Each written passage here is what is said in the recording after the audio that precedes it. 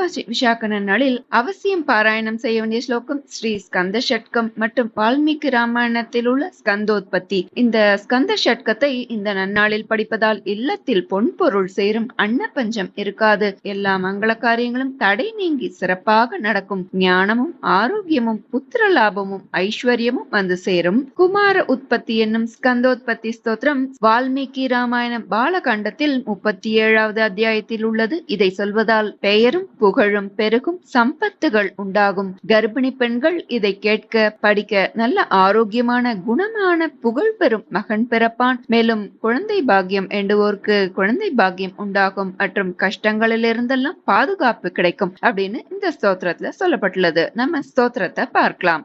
ஸ்ரீ ஸ்கந்த ஷட்கம். ஓம் கணேஷாய நமக. ஷண்முகம் பார்வதி புத்திரம் கிரௌஞ்ச சைல விமர்தனம் தேவசேனாபதிம் தேவம் ஸ்கந்தம் வந்தே சிவாத்மஜம் தாரகாசுரஹந்தாரம் மயூராசன சம்ஸ்திதம் சக்திபாணிஞ்ச தேவேஷம் ஸ்கந்தம் வந்தே சிவாத்மஜம் விஸ்வேஸ்வர பிரியம் தேவம் விஸ்வேஸ்வர தனூத்பவம் காமுகம் காமதம் காந்தம் ஸ்கந்தம் வந்தே சிவாத்மஜம் குமாரம் முனிஷார்தூல மானசானந்த கோச்சரம் வல்லி காந்தம் ஜகத்யோனிம் ஸ்கந்தம் வந்தே சிவாத்மஜம் பிரளயஸ்திதி கர்த்தாரம் ஆதி கர்த்தாரமீஸ்வரம் பக்த பிரியம் மதோன்மத்தம் ஸ்கந்தம் வந்தே சிவாத்மஜம் விஷாகம் சர்வபூதானாம் ஸ்வாமினம் கிருத்திகாசுதம் சதாபலம் ஜட்டாதாரம் ஸ்கந்தம் வந்தே சிவாத்மஜம் விஷாகம் சர்வபூதானாம் ஸ்வாமினம் கிருத்திகாசுதம் சதாபலம் ஜட்டாதாரம் ஸ்கந்தம் வந்தே சிவாத்மஜம். ஸ்கந்த ஷட்கம் ஸ்தோத்ரமிதம் யக் பட்டேத் ஸ்ருணுயான் நரக வாஞ்சிதான் லபதே சத்யச்சாந்தே ஸ்கந்தபுரம் व्रजेत् इति श्री स्कंद षट्कं संपूर्णम्. स्कंदोत्पत्ति रामायणं बालकाण्डम्. तप्यमाने तपो देवे देवासर्षिगणाः पुरा सेनापतिमभीप्सन्तः पितामहमुपागमन् ततो ब्रुवन् सुराः सर्वे भगवन्तं पितामहं प्रणिपत्य शुभं वाक्यं सेन्द्रासाग्निपुरोगमाः यो नः सेनापतिर्देवदत्तो भगवता पुरा तपः परममास्ताय तप्यते स्म सहोमया यदत्रानन्तरं कार्यं लोकानां हितकाम्यया संविदत्स्व विधानज्ञ त्वं हि नः परमां गतिः देवतानां वचः श्रुत्वा सर्वलोकपितामहः सान्त्वयन् मधुरैर्वाक्यैस्त्रिदशानिदमब्रवीत् शैलपुत्र्या यदुक्तं तन्नः प्रजाः सन्तु पत्नीषु तस्या वचनमक्लिष्टं सत्यमेव न संशयः इयमाकाशगा गङ्गा यस्यां पुत्रं हुताशनः जनयिष्यति देवानां सेनापतिमरिन्दमम् ज्येष्ठा शैलेन्द्रदुहिता मानयिष्यति तत्सुतम् उमायास्तद्बहुमतं भविष्यति न संशयः तच्छ्रुत्वा वचनं तस्य कृतार्ता रघुनन्दन प्रणिपत्य सुराः सर्वे पितामहमपूजयन् ते गत्वा पर्वतं राम कैलासं धातुमण्डितम् अग्निं नियोजयामासुः पुत्रार्थं सर्वदेवताः देवकार्यमिदं देव संविदत्स्व हुताशन शैलपुत्र्यां महातेजो गंगायां तेज उत्सृज देवतानां प्रतिज्ञाय गंगामभ्येत्य पावकः गर्भं धारय वै देवी देवतानामिदं प्रियम् अग्नेस्तु वचनं श्रुत्वा दिव्यं रूपमधारयत् दृष्ट्वा तन्महिमानां स समन्तादवकीर्यत समन्ततस्तदा देवीमभ्यषिञ्चत पावकः सर्वस्रोतांसि पूर्णानि गंगाया रघुनन्दन तमुवाच ततो गंगा सर्वदेव पुरोगमम् अशक्ताधारणे देव तव तेजः समुद्दतम् दह्यमानाग्निना तेन सम्प्रव्यतितचेतना अताब्रवीदिदं गङ्गां सर्वदेवहुताशनः इह हैमवते पादे गर्भोऽयं सन्निवेश्यतां श्रुत्वा त्वग्निवचो गङ्गा तं गर्भमतिभास्वरम् उत्ससर्ज महातेज स्रोतोभ्यो हि तदा नग यदस्या निर्गतं तस्मात् तप्तजाम्बूनदप्रभं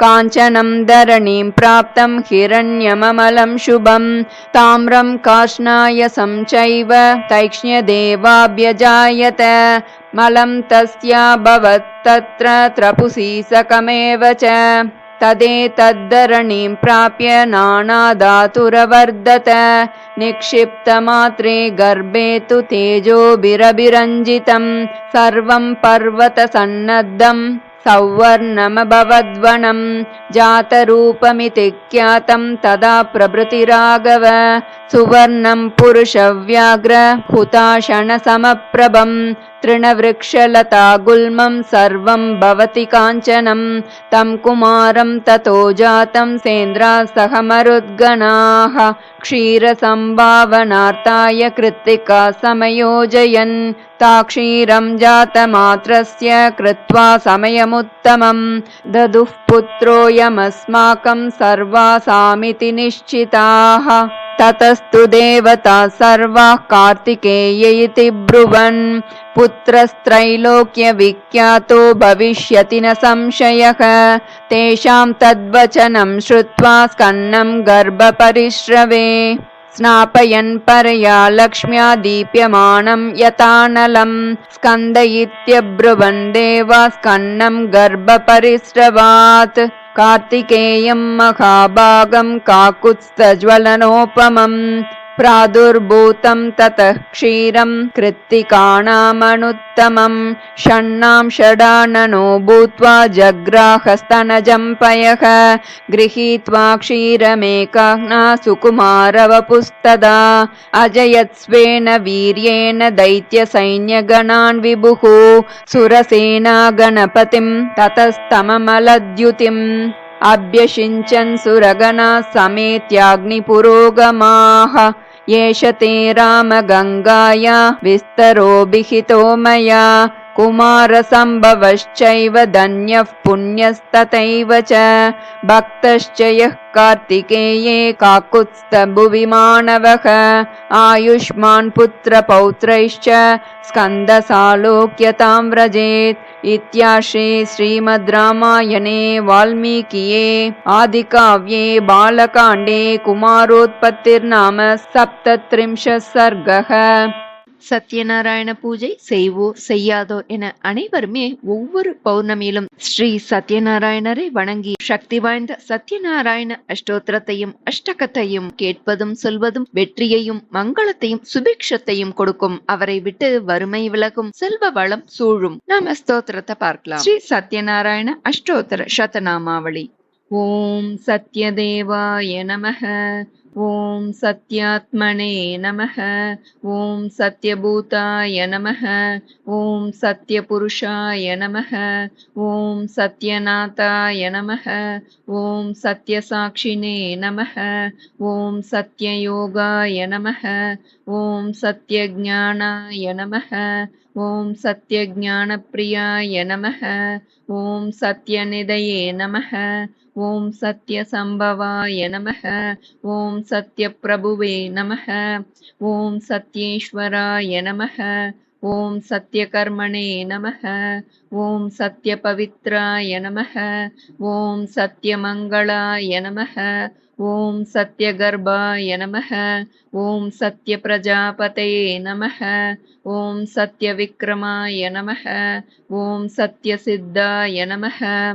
ஓம் சத்யாச்சுதாய நமஹ. ஓம் சத்யவீராய நமஹ. ஓம் சத்யபோதாய நமஹ. ஓம் சத்யதர்மாய நமஹ. ஓம் சத்யாக்ரஜாய நமஹ. ஓம் சத்யசந்துஷ்டாய நமஹ. ஓம் சத்யவராஹாய நமஹ. ஓம் சத்யபாராயணாய நமः. ஓம் சத்யபூர்ணாய நமः. ஓம் சத்யௌஷதாய நமः. ஓம் சத்யசாஸ்வதாய நமः. ஓம் சத்யப்ரவர்தனாய நமः. ஓம் சத்யவிபவே நமः.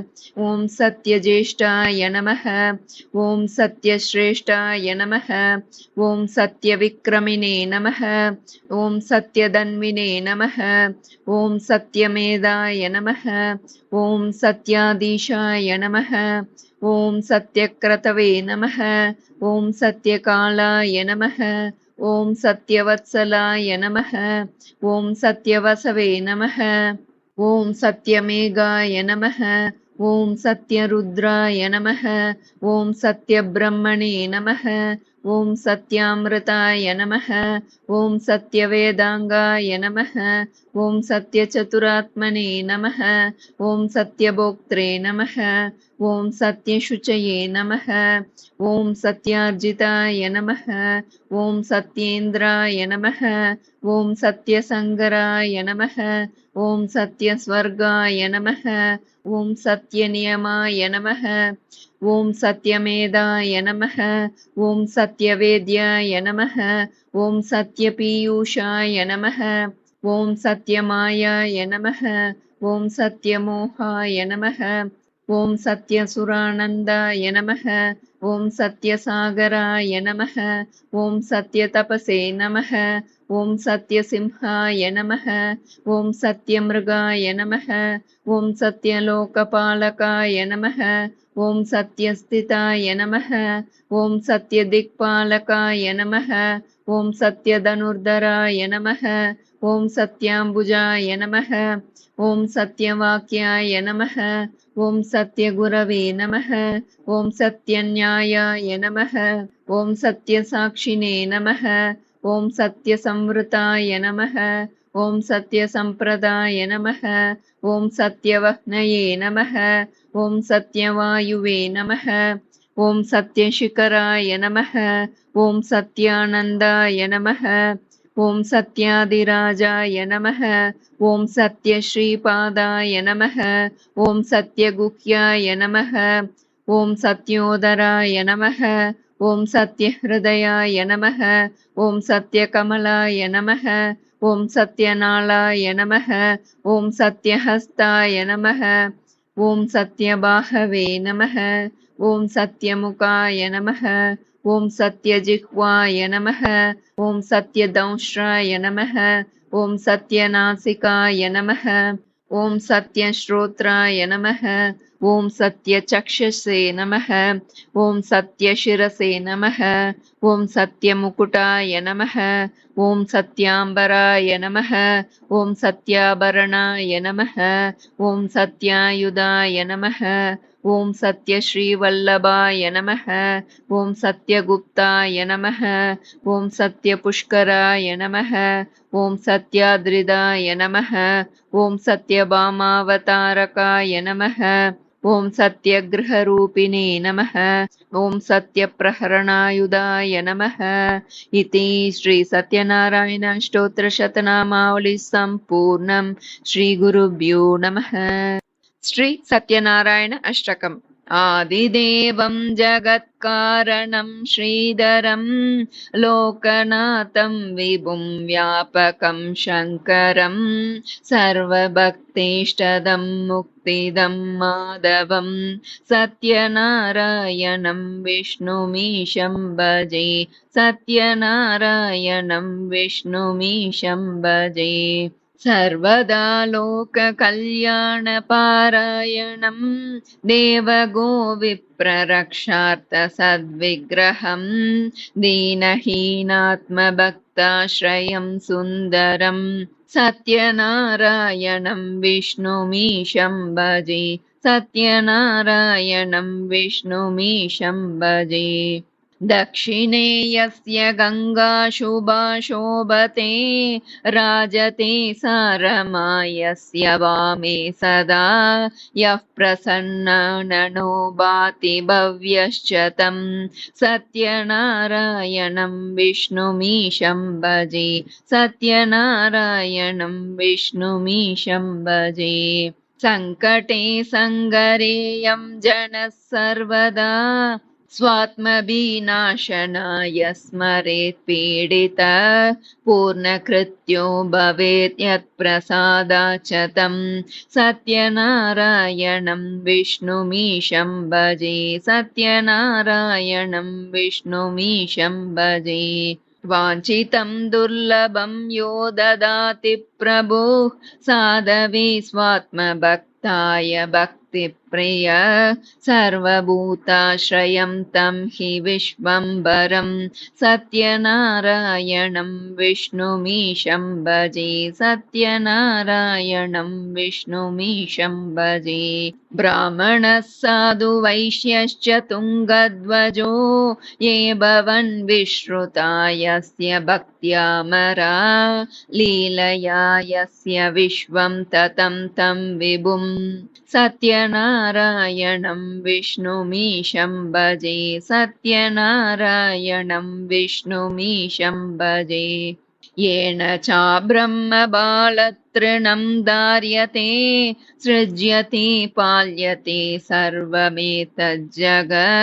भक्तभावप्रियं श्रीदयासागरं सत्यनारायणं विष्णुमीशं भजे सत्यनारायणं विष्णुमीशं भजे सर्वकामप्रदं सर्वदा सत्प्रियं वन्दितं देववृन्दैर्मुनीन्द्रार्चितं पुत्रपौत्रादि सर्वेष्टदं शाश्वतं सत्यनारायणं विष्णुमीशं भजे सत्यनारायणं विष्णुमीशं भजे अष्टकं सत्यदेवस्य भक्त्या नर भावयुक्तो मुदाय स्त्रीसन्ध्यं पठेत् तस्य नश्यन्ति पापानि तेनाग्निना इन्दनानीव शुष्कानि सर्वाणि वै इन्दनानीव शुष्कानि सर्वाणि वै